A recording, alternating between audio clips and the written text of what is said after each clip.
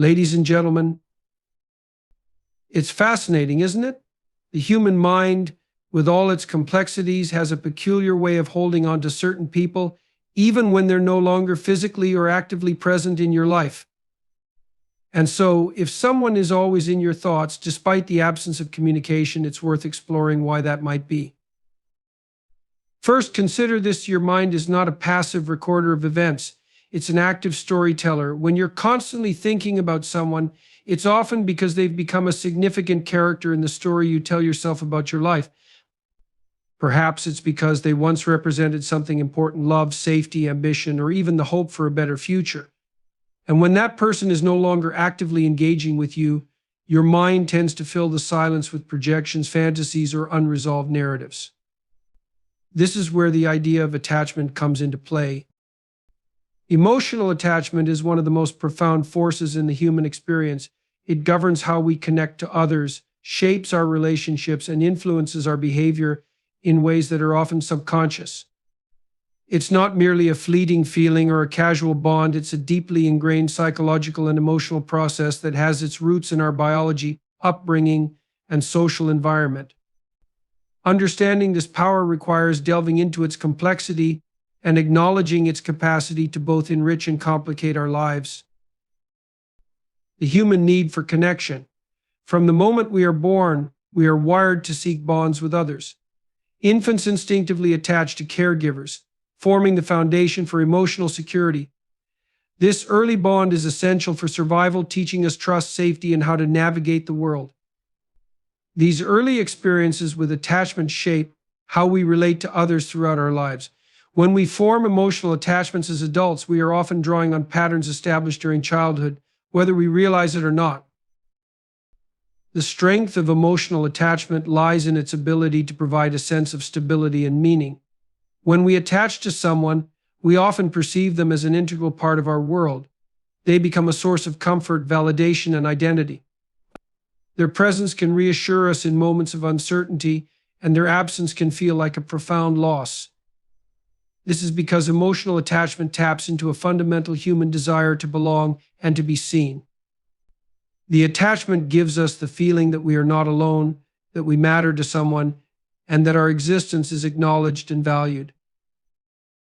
But emotional attachment is not just about dependency, it's also about investment.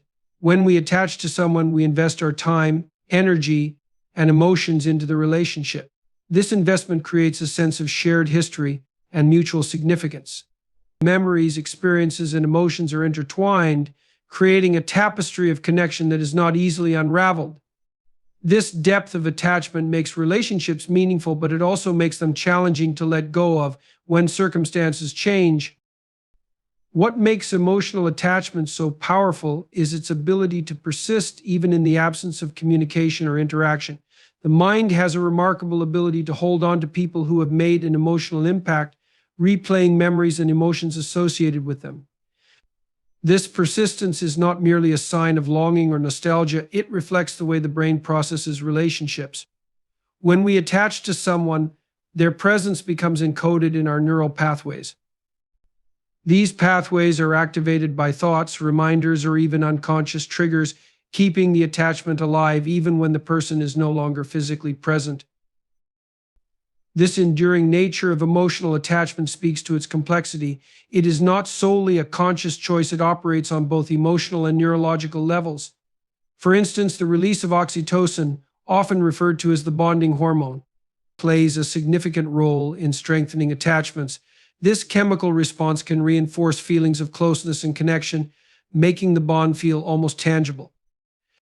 Yet, this biological foundation also makes it difficult to detach, as the brain and body become conditioned to the presence of the other person. Another critical aspect of emotional attachment is its ability to influence our perception of others. When we are deeply attached to someone, we may idealize them, overlooking flaws or emphasizing their positive traits. This idealization is not necessarily a conscious act, it's part of the way attachment shapes our cognitive and emotional processes. The person we are attached to becomes a focal point in our mental landscape, often representing qualities or aspirations that resonate deeply with us. This projection can make the attachment feel even more significant, as the person comes to symbolize more than just themselves. Emotional attachment is not without its complexities and challenges. While it can provide comfort and meaning, it can also create vulnerabilities. The stronger the attachment, the more painful it can be when the relationship is threatened or lost. This pain is not just emotional, it is physical, as the brain processes emotional distress similarly to physical pain. The intensity of this experience underscores just how deeply attachment is woven into the fabric of human existence. A way of influencing our behavior. It can lead us to prioritize the needs and desires of the person we are attached to, sometimes at the expense of our own well-being. This is not inherently negative. It can foster empathy and selflessness, but it becomes problematic when the attachment leads to dependency or a loss of self-identity. Striking a balance between connection and autonomy is one of the key challenges of emotional attachment. Attachment often operates in tandem with memory. The mind has a natural tendency to hold on to significant moments, and emotional attachment amplifies this effect. Memories of shared experiences, conversations, and emotions become imprinted in the psyche, creating a reservoir of meaning that can be revisited time and time again. This is why attachments can feel so enduring. They are tied not only to the person but also to the moments and emotions they represent. In the absence of communication, emotional attachment can take on an almost mythical quality. The mind fills the void with interpretations, assumptions, and projections, keeping the connection alive in a psychological sense. This phenomenon is not simply about missing the other person, it reflects the deep impact they have had on your inner world. Unresolved feelings and narratives are a profound aspect of the human psyche, often acting as unseen forces that shape how we think, feel, and behave. When relationships or connections remain incomplete or ambiguous, they leave behind emotional echoes that reverberate through our thoughts. These unresolved aspects do not simply fade with time, they persist because the mind is designed to seek closure and meaning. To understand their power, one must delve into how they arise, why they endure, and the role they play in our emotional and mental lives. Unresolved feelings typically emerge from situations where clarity or resolution was absent. Perhaps a relationship ended abruptly, leaving words unspoken and emotions unexpressed. Maybe a significant moment was marred by misunderstanding, creating a lingering sense of frustration or regret. These experiences generate an emotional weight that the mind struggles to process fully. Without a clear conclusion, the brain continues to revisit the event, searching for explanations or ways to reconcile the emotions tied to it. Narratives, on the other hand, are the stories we construct to make sense of our experiences. Humans are natural storytellers, and we use narratives to impose order on the chaos of life. When a connection or relationship ends without resolution, the narrative remains incomplete. This lack of closure creates a psychological tension. As the mind seeks to fill the gaps in the story, it may replay past interactions, imagining alternate outcomes or trying to decipher the other person's intentions. These narratives can become deeply ingrained, shaping how we perceive not only the unresolved situation but also ourselves and others. One of the reasons unresolved feelings and narratives persist is their emotional intensity. Events or relationships that leave us feeling hurt, betrayed, or confused often carry a heightened emotional charge. This emotional intensity makes them more memorable as the brain prioritizes emotionally significant experiences. These memories are not merely stored, they are replayed, analyzed, and sometimes distorted in an effort to find meaning. The more the mind revisits these unresolved aspects, the more entrenched they become. Another factor contributing to the persistence of unresolved feelings is the human tendency to avoid discomfort. Confronting unresolved emotions often requires facing pain, vulnerability, or uncertainty, experiences that many people instinctively shy away from. As a result, these feelings are often suppressed or ignored, left to simmer beneath the surface. However, avoidance does not equate to resolution. Instead, the unresolved emotions linger in the background, subtly influencing thoughts, behaviors, and even future relationships. The narratives tied to unresolved feelings are particularly potent because they often contain elements of self-reflection and identity. For example, a person who feels abandoned in a relationship may construct a narrative that questions their worthiness of love. This narrative becomes more than just a story about the relationship, it becomes a lens through which they view themselves and the world. These self-defining narratives can be difficult to unravel, as they are often reinforced by emotions and cognitive biases. Unresolved feelings and narratives are often cyclical. The mind's attempt to process them can lead to rumination, a repetitive and often unproductive form of thinking. Rumination keeps the unresolved aspects active, as the mind cycles through the same thoughts and emotions without reaching a conclusion. This mental loop can create a sense of being stuck, as if the unresolved situation is perpetually present. The role of memory in unresolved feelings and narratives is also significant. Memories tied to unresolved situations are often vivid and emotionally charged. They may resurface unexpectedly, triggered by a song, a place, or even a fleeting thought. These triggers act as reminders of what was left unresolved, pulling the mind back into the emotional and narrative loops. The interplay between memory and emotion reinforces the persistence of unresolved feelings. Unresolved feelings and narratives are not confined to romantic relationships, they can occur in any meaningful connection. Friendships, family bonds, and even professional relationships can leave emotional and narrative imprints when they end or change unexpectedly. The common thread is the lack of closure, which leaves the mind searching for answers and the heart yearning for resolution. The complexity of unresolved feelings is further amplified by the role of time. While some might expect time to heal all wounds, the passage of time can also deepen the sense of loss or ambiguity. As the mind continues to revisit the unresolved situation, it may romanticize the past or exaggerate its significance. This distortion can make it even harder to move forward, as the unresolved aspects take on an almost mythical quality in the mind's eye. Social and cultural factors can also influence how unresolved feelings and narratives develop. In some cultures, there is a strong emphasis on maintaining harmony or avoiding conflict, which can discourage individuals from addressing unresolved emotions directly. This cultural conditioning can lead to a greater accumulation of unresolved feelings as people prioritize social norms over personal resolution.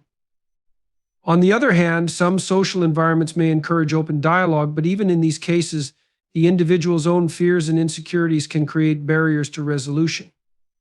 Unresolved feelings and narratives often intersect with the deeper existential questions of life.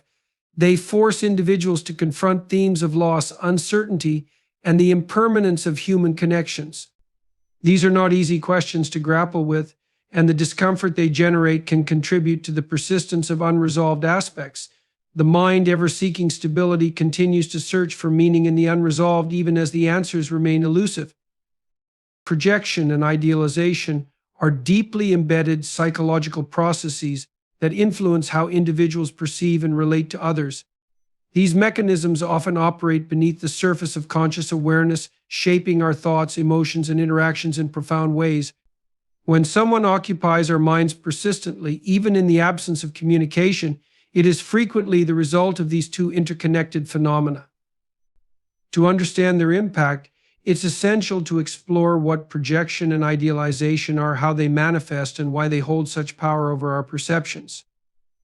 Projection, at its core, is the process by which individuals attribute their own feelings, desires, or traits to another person. It is a defense mechanism that allows the mind to externalize internal experiences, often making them easier to confront or rationalize.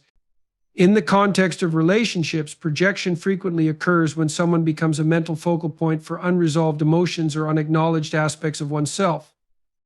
For instance, a person may project their fears of abandonment onto someone they care about, interpreting that person's actions as indicative of an impending separation, even if no such intention exists. This process is not inherently negative. It can serve as a mirror, reflecting aspects of ourselves that we may not be fully aware of. However, projection can also distort reality, creating a perception of the other person that is more about the projector's inner world than the actual individual. The person being projected upon becomes a canvas onto which hopes, fears, and unmet needs are painted. This dynamic is particularly potent in situations where communication is absent, as the lack of interaction leaves ample room for the mind to fill in the gaps with its own interpretations. Idealization, on the other hand, is a form of cognitive bias in which an individual attributes exaggerated positive qualities to another person. It often occurs in the early stages of relationships or in situations where emotional attachment is strong. Idealization transforms the object of affection into a symbol of perfection, amplifying their virtues while minimizing or ignoring their flaws. This process is not merely a matter of admiration, it is a psychological response to the human need for connection and meaning. By idealizing someone, the mind creates a sense of certainty and stability, anchoring itself to a figure who seems to embody the qualities it values most. When projection and idealization intersect, they create a powerful psychological construct. The person being idealized becomes not only a repository for positive traits, but also a reflection of the projector's inner world. In this way, the individual is elevated to a status that may far exceed their actual attributes or intentions. This dynamic is particularly common in relationships where distance, either physical or emotional, plays a role. The absence of regular interaction allows the mind to construct an idealized version of the person, unchallenged by the realities of everyday life. The roots of idealization can often be traced to the early attachments formed during childhood. If a person experienced inconsistent or unavailable caregiving, they may be more likely to idealize others as a way of compensating for unmet emotional needs. In these cases, the idealized person becomes a stand-in for the caregiver figure the individual longed for, embodying the qualities they wish to receive. This transference of emotional significance adds another layer of complexity to the relationship, as the idealized person is not merely seen as they are, but as a reflection of deep-seated psychological patterns. Projection and idealization also serve as mechanisms for maintaining emotional investment. When someone is idealized, their flaws are minimized, making it easier for the individual to remain attached to them. Similarly, projection can create a sense of connection by attributing shared experiences or values to the other person, even if these perceptions are not based on reality. These processes can sustain a relationship or the memory of a relationship even when direct interaction is absent. The interplay of projection and idealization is not without its challenges. These mechanisms can create a distorted perception of the other person, leading to unrealistic expectations or unbalanced emotional dynamics. When the idealized person fails to live up to the projected image, it can result in feelings of betrayal or disillusionment. This dissonance highlights the fragile nature of these psychological constructs, as they are built more on subjective interpretation than objective reality. In situations where communication is limited or non-existent, projection and idealization often intensify. The mind, deprived of new information or context, relies on past experiences and internal narratives to sustain its perception of the other person. This can create a feedback loop in which the idealized image becomes increasingly detached from reality. The absence of interaction also allows the mind to fill in gaps with imagined scenarios or attributes, further solidifying the idealized projection. Memory plays a significant role in sustaining projection and idealization. The mind tends to prioritize emotionally charged memories, replaying moments that align with the idealized image while downplaying those that contradict it. These memories are not static, they are reshaped each time they are recalled, often becoming more aligned with the narrative the mind has constructed. This selective recollection reinforces the projection and idealization, making them feel even more real. Another factor that amplifies these processes is the emotional vulnerability associated with attachment. When someone becomes emotionally significant, the mind seeks to preserve that bond by creating a perception of them that aligns with its needs and desires. This can manifest as idealization, where their positive traits are magnified, or projection, where unacknowledged aspects of the self are attributed to them. Both mechanisms serve to sustain the attachment, even in the face of uncertainty or absence. Projection and idealization also interact with broader psychological and social dynamics. Cultural narratives about love, relationships, and connection often reinforce these processes, encouraging individuals to view their attachments through an idealized lens. Media and societal expectations can amplify the tendency to idealize others, creating a template for what relationships should look like and prompting individuals to project these ideals onto their partners or significant figures.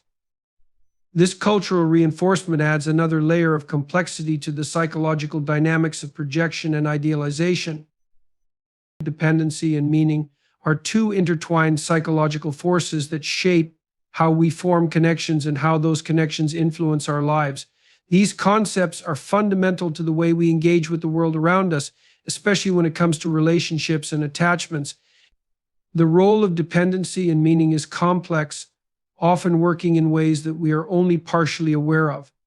When someone occupies our mind consistently, even in the absence of communication, it often signifies the influence these forces have on our perceptions and emotional states. Understanding the role of dependency and meaning requires exploring how they emerge, their psychological functions, and the way they shape our inner experiences. Dependency, in the context of human relationships, refers to the psychological reliance on another person for emotional, psychological, or sometimes even physical support. This dependency can manifest in many forms, ranging from healthy interdependence to unhealthy or excessive reliance. The emotional bonds we form with others, especially those we are attached to, often create a sense of dependency that is rooted in the need for validation, support, and safety. When a person becomes a central figure in our lives, they may represent a crucial source of stability or reassurance. The absence of communication from this person can create a sense of imbalance or insecurity as we become accustomed to their presence and the role they play in fulfilling our emotional needs. This dependency is not necessarily a sign of weakness, but rather a natural part of human connection. As social creatures, we have an innate need for affiliation and attachment. From a biological perspective, our brains are wired to seek bonds with others, as these connections enhance our survival and well-being. However, dependency becomes problematic when it exceeds healthy boundaries, leading to a situation where the individual cannot function or cope without the other person's presence or validation. In such cases, the emotional attachment becomes less about mutual growth and more about the need for constant reassurance or external sources of self-worth. When dependency is at play, it often influences our perceptions of the other person. The person we depend on may be idealized or projected upon in ways that satisfy our emotional needs. We may overlook their flaws or create a narrative around them that reinforces our dependency. This dynamic can become particularly pronounced in relationships where communication is limited or absent, as the absence allows the mind to amplify the significance of the person and their role in our emotional landscape. Dependency, therefore, reinforces the idea that our emotional well-being is tethered to the presence or actions of another, leaving us vulnerable to emotional fluctuations when that connection is threatened. Meaning, on the other hand, relates to the sense of purpose or significance that we derive from our relationships. Human beings are meaning-seeking creatures. We seek to understand the world around us, and our connections with others often provide the lens through which we derive meaning in our lives. Meaning is a deeply personal experience. It can emerge from love, companionship, shared experiences, or even the values that another person represents. When we form attachments to someone, we are often attaching meaning to that person, whether consciously or unconsciously. This meaning may relate to the role they play in our lives, the emotional support they provide, or the ideals they embody. The significance of another person can imbue our lives with purpose. For example, a romantic partner might represent love, stability, and a shared future. A friend might symbolize trust and camaraderie. A mentor could embody wisdom and guidance. These meanings contribute to how we perceive our relationships and how we navigate our emotional worlds. When someone occupies our thoughts continuously, even without communication, it may be because they embody a certain meaning that is essential to our identity or sense of direction. The relationship might represent something greater than just the person themselves. It may symbolize hope, fulfillment, or even the potential for growth. This attachment to meaning is powerful because it goes beyond the individual. It ties the person to a larger narrative or framework in our lives. For instance, if we derive a sense of purpose from a romantic relationship, the person becomes a symbol of that purpose. The absence of communication may create a sense of emptiness as the person no longer fulfills that role, or it may force the mind to reinterpret the meaning they once held. In some cases, the meaning that the person represented might be internalized, leading to a reevaluation of one's own values or identity. The role of meaning in relationships highlights the psychological need to create coherent narratives around our experiences, and these narratives are often anchored in the people we care about. Dependency and meaning also interact with one another in a cyclical relationship. Our emotional dependence on someone can magnify the meaning they hold for us, and the meaning they provide can deepen our emotional reliance on them. This feedback loop can make it difficult to disentangle the person from the roles or symbols they represent. For example, if someone has been a source of emotional validation for an extended period, their presence might become linked to our sense of self-worth. In such cases, their absence is not just the loss of a relationship, it is the loss of a key source of meaning. The emotional dependence on that individual can overshadow the ability to find meaning elsewhere, creating a vacuum of significance that may be difficult to fill. The role of dependency and meaning also influences how we process the absence or loss of a person.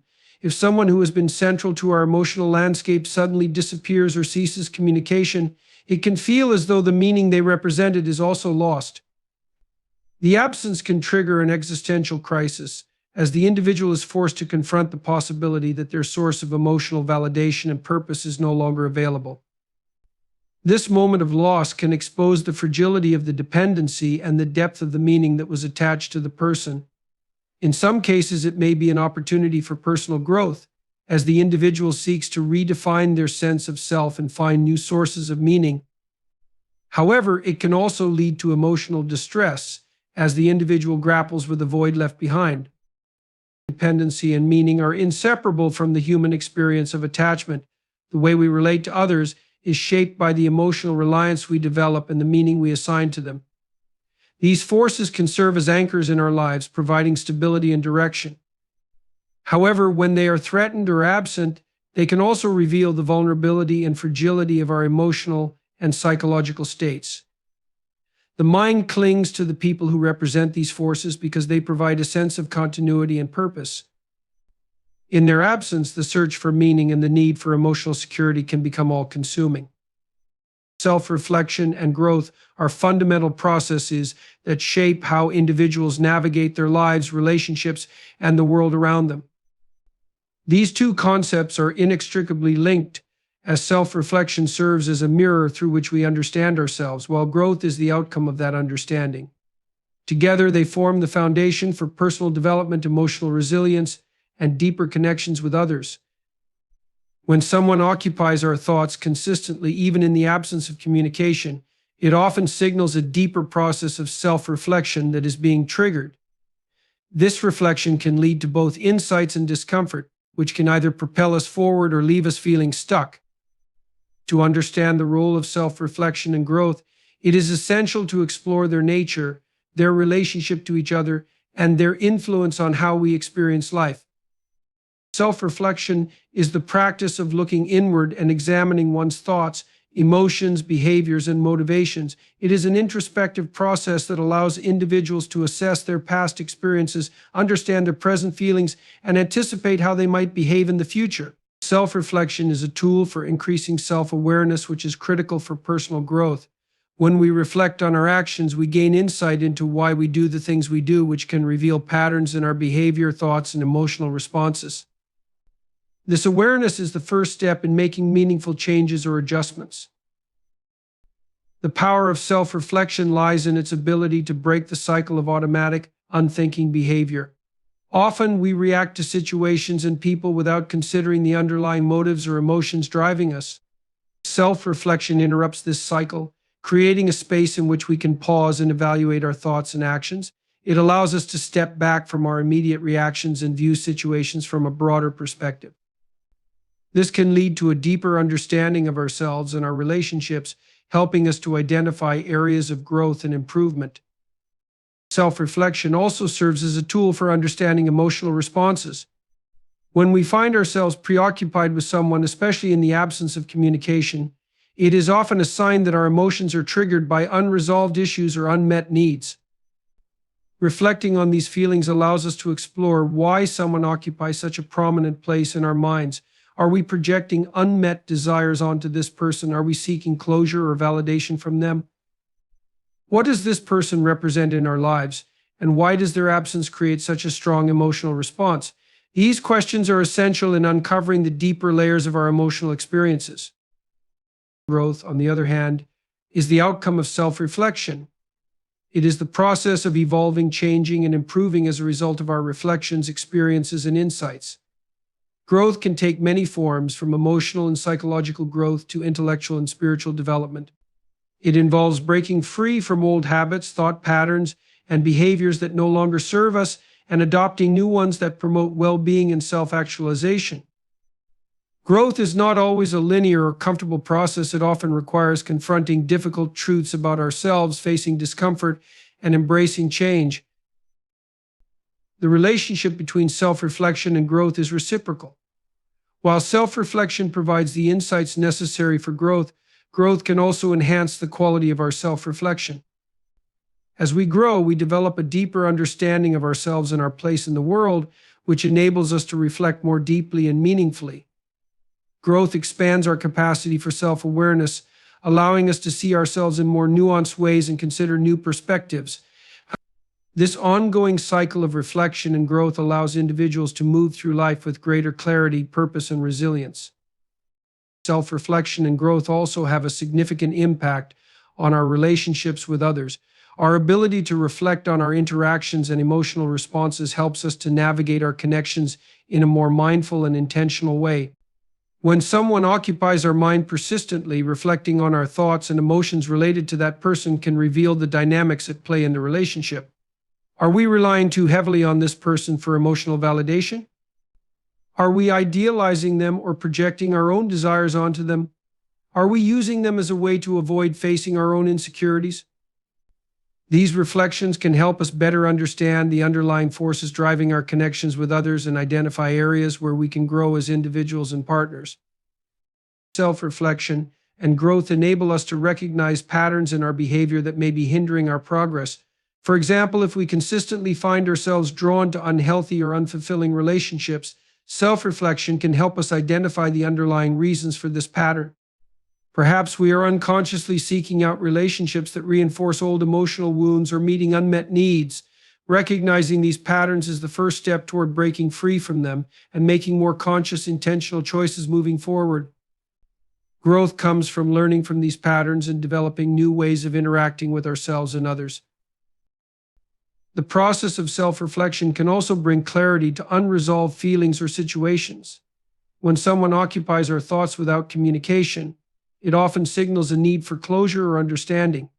Self-reflection provides the opportunity to explore the emotional weight of these thoughts, uncovering the underlying feelings that may be driving them. Reflecting on the situation in a detached, objective manner can help us understand the role the other person plays in our emotional world and allow us to gain a clearer perspective. This clarity can lead to emotional healing and a sense of resolution, even in the absence of communication with the other person. One of the key aspects of growth is the ability to learn from mistakes and setbacks. Self-reflection allows us to evaluate our past actions and decisions, helping us understand what worked, what didn't, and why. This process is essential for personal development because it enables us to avoid repeating the same mistakes and take responsibility for our actions. Growth comes from acknowledging our flaws and limitations, accepting them as part of who we are, and using them as stepping stones toward becoming a better version of ourselves. This capacity for self-compassion and forgiveness is crucial for long-term growth, as it allows us to move forward with a sense of purpose and confidence. Growth involves letting go of old attachments or identities that no longer serve us. When someone occupies our mind without communication, it may signify an attachment to an outdated narrative or self-concept. Self-reflection helps us identify these attachments and determine whether they are healthy or limiting. It encourages us to question our assumptions, challenge our beliefs, and reconsider our emotional investments. Growth, in this context, requires the courage to release attachments that are no longer aligned with our values or goals. By doing so, we create space for new possibilities and greater emotional freedom. In conclusion, when someone occupies your mind persistently without communication, it signals deeper emotional and psychological processes at play. This preoccupation often stems from unresolved feelings, emotional dependency, and the projection of unmet desires or needs. The mind fills the void left by absence, idealizing the person or attaching meaning to their presence. It is a reflection of personal attachment, dependency, and the search for validation, purpose, or closure. Self-reflection is key in understanding why this person dominates your thoughts, offering insights that can lead to growth and emotional healing. Ultimately, it's an invitation to explore your own emotions and evolve.